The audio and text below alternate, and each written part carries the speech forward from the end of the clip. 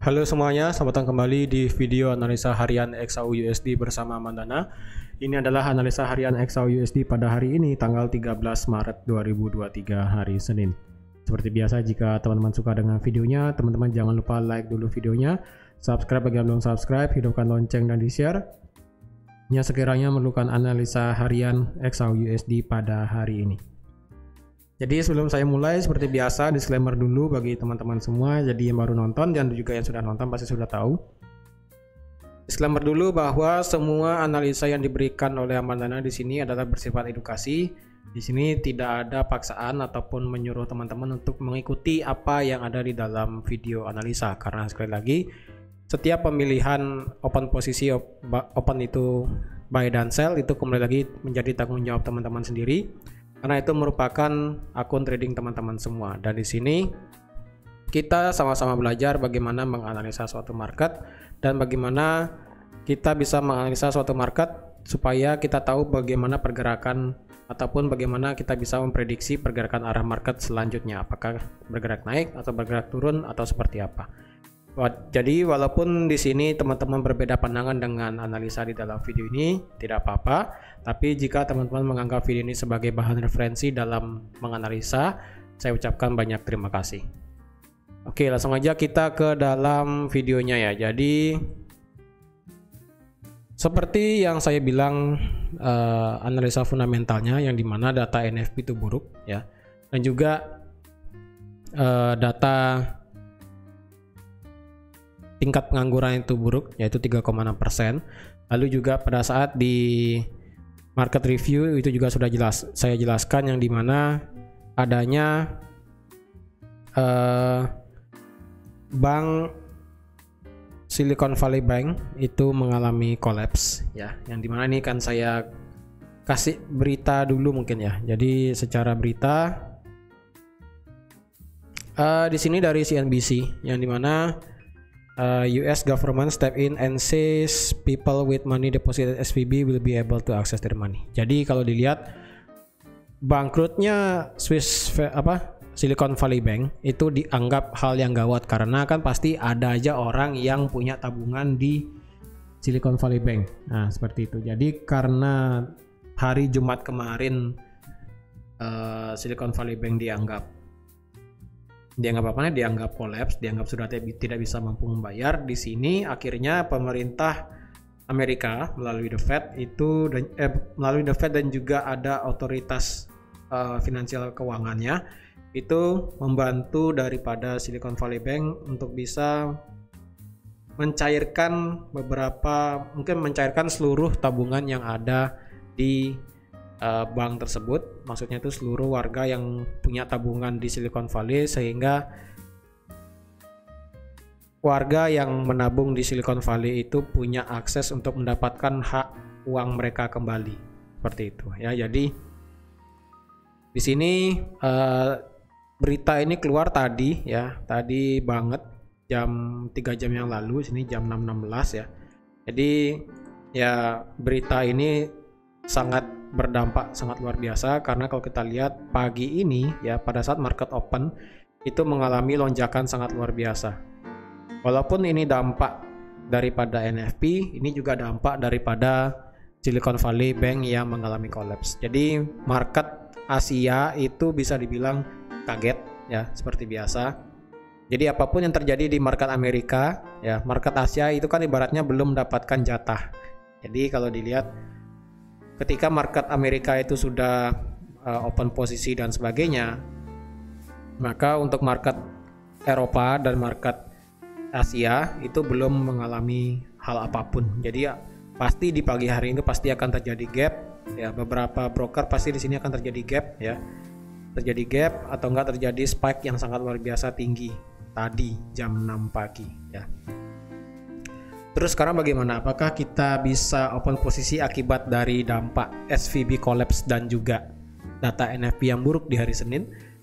Pertama, kita concern dulu ya, dalam artian adalah semua key level yang kita gambar itu sudah tidak dilihat lagi oleh market. Kenapa? Satu, data mengenai NFP. Yang kedua, data ataupun berita mengenai bank Amerika, salah satu bank Amerika yaitu Silicon Valley mengalami kolaps. Jadi semua key level yang digambar di sini pada saat di hari Jumat itu sudah tidak berlaku. Kalau bisa lihat semua harga ditembus, bahkan tadi pagi ini harga menyentuh paling tinggi ada di 1894, hampir ke 1900 ya. Jadi kalau dilihat di sini ada satu area supply ya. Area supply di sini berhasil di break oleh market ya. Area supply di sini berhasil di break oleh market, jadi saya rasa cepat atau lambat akan ada kenaikan lebih lanjut ke atas ya. Terus sekarang bagaimana? Apakah kita bisa open posisi pada saat ini? Oke, yang pertama adalah kita akan tetapkan dulu area-area yang penting. Yang pertama di 1862 ya. 1862 itu masih menjadi area yang penting, 1845, 32 dan 20. Ya, area ini masih menjadi area yang penting walaupun pada saat NFP kemarin ini tidak dihiraukan oleh market ya. Seperti biasa. Dan sekarang kalau dilihat apakah kita bisa open posisi pada hari ini? Well, karena pagi ini ya, pagi tadi jam 6 itu mengalami spike luar biasa ke atas akibat ya seperti biasa market kaget ya kan. Jadi karena market kaget, nanti pada saat Eropa London Session ya, London Session jam 3 atau enggak jam 4 sore itu kan market Eropa open ya. Jadi takutnya market Eropa juga kaget ya. Jadi takutnya dia juga kaget, jadi otomatis harga tiba-tiba terbang juga, itu juga bisa. Dan sekarang kalau dilihat di time frame H1 kita ada satu area demand di sini ya. Kita ada satu area demand di sini dan juga ada satu area demand sebenarnya di sini, tapi di sini area demandnya cukup lebar ya. Tapi kalau dilihat di M30 sih ada di sini ya, sekitaran di 1862. Sebenarnya di sini ada satu area demand, tapi ini cukup besar banget ya. Besar banget nih area demandnya. Kalau area demand terdekat saat ini ada di 18, let's say 1870 maybe ya. 1870 lah angka genap kita pakai ya. 1870. Lalu selanjutnya di 1862 sampai di 1855. Ya, ini cukup lebar emang area demand yang kedua di sini. Jadi sekarang bagaimana? Apakah kita bisa open buy? Per video saya buat sekarang sih harga sedang turun ya. Turun dalam artian dia mengembalikan ke market yang normal ya. Akibat dampak daripada ya market kaget seperti biasa. Jadi kalau dilihat chance kita untuk open posisi sekarang ada dua untuk ngebuy, yaitu di 1870 sampai di 1862. Terus kenapa kita nggak nge-sell ya? Karena di sini kan ada supply area ya. Memang di sini ada supply area ya, area supply yang dimana rejection di sini sudah lumayan panjang ya. Rejection di sini lumayan panjang, tapi masalahnya ini area supply ini sudah di break ya. Di break, jadi cepat atau lambat, entah itu sekarang, besok ataupun 2 hari lagi, kemungkinan ini akan terbang ke atas. Jadi untuk nge-buy untuk nge-sell saya prefer sih jangan dulu ya, karena market structure saat ini itu mulai kembali bergerak bullish. Karena kalau kita lihat low di sini itu sudah lebih tinggi daripada low di sini, dan di sekarang ini sudah membuat higher high dari sini. Seperti itu ya. Jadi untuk nge-sell saya rasa jangan dulu kalau saya pribadi. Tapi kalau teman-teman mau nekat counter sell ya silakan. Itu kembali lagi ke teman-teman sendiri ya. Kalau nge-buy saya rasa untuk saat ini menunggu di harga 1870 ya. Entah di 1870 atau sekalian turun ke 1862, dan jika terjadi yang namanya pembalikan, entah itu ada double bottom di sini mungkin, atau enggak ada rejection, atau enggak ada engulfing bullish gitu kan, bisa nge-buy target sampai di 1885. Nah pertanyaannya mungkin teman-teman, ini kan sudah area supply sudah di break, target nextnya kemana? Target next selanjutnya sebenarnya kita ada satu area support ya, support become resistant yang ada di ya 1900 lah anggap ya. Ini kita bisa pakai di 1900 karena ini merupakan angka genap aja.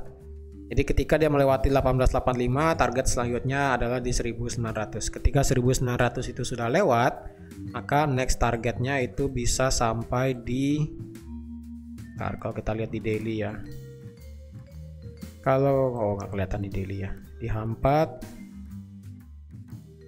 next target jika dia melewati 8.900, target selanjutnya adalah di 19.15 maybe ya, di 19.15 ya, karena kita juga di sini ada satu area supply,